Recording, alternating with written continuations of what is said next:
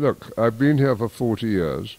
I came with my mother because the great painter Gika, her husband's house had been burnt down in Idra. We had the great good fortune to find this property, which was a ruin when we found it. And I think we've had nothing but happiness here, some of the happiest years of our lives. So yes, I continue to find it a heavenly place, and one which I enjoy coming to as much as I possibly can. One of the great treats of a lifetime. As we all know, Greece went through an extremely difficult period, as did the whole world post-2008. But there's ground for optimism, I think, now. The Greek government was able to raise large sums of money just 2 weeks ago at a rather low rate of interest. The Greek banks have raised substantial capital. We, my interest, subscribed to the new issue of Alpha Bank. It was heavily oversubscribed. We received some shares. The shares went to a premium. They raised over €1 billion. That's quite an achievement, considerable achievement. So there are grounds for optimism. Now the money has to be well spent. And of course there's plenty to spend it on. I mean, the island needs a lot of infrastructure expenditure. Whether it's roads, whether it's rubbish. So to make it a great destination, those infrastructure projects have to be carried out, but they can be. They can be. So I think we should be more optimistic than we have been for several years. I think we all feel that the government has really done well in very difficult circumstances.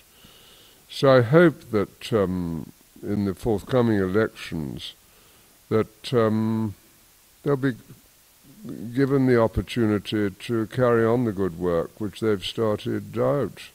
So now I feel optimistic, but we would like surely a period of consistency and not too much change, although the reforms of institutions in Greece does need to carry on and to be rationalized. It's that classically difficult balance, isn't it, between we need tourism here, we need lots of people to come here, at the same time we don't want the place overrun, so that the things which made Corfu the beautiful place that it is, the historic place that it is, are in any way undermined. So that's a very difficult balance, a very difficult circle to square. I think if you look at what's going on with the history of Corfu, I mean, this year is the 150th anniversary of the handing over of the Ionian Islands to Greece. They're being celebrated in a good way.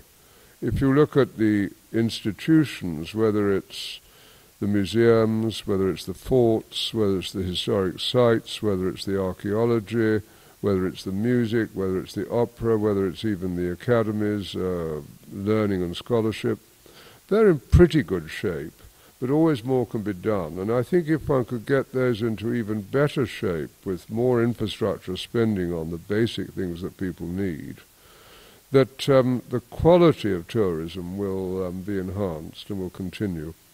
So in the round, I'm quite optimistic, and in some ways the recession which brought to a halt this fever of building is not a bad thing for the country to have happened to it.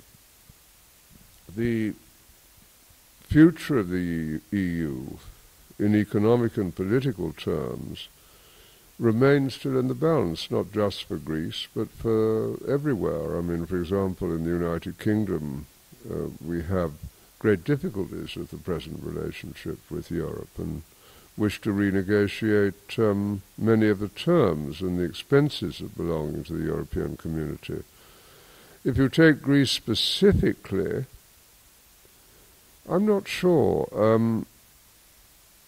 It's a real problem to be integrated into the rest of Europe at a time of great economic stress. I mean, you've got here very high unemployment, and that induces social unrest. The kind of classical way of dealing with that problem, of course, is to devalue. That's impossible if you belong to the European community. So I think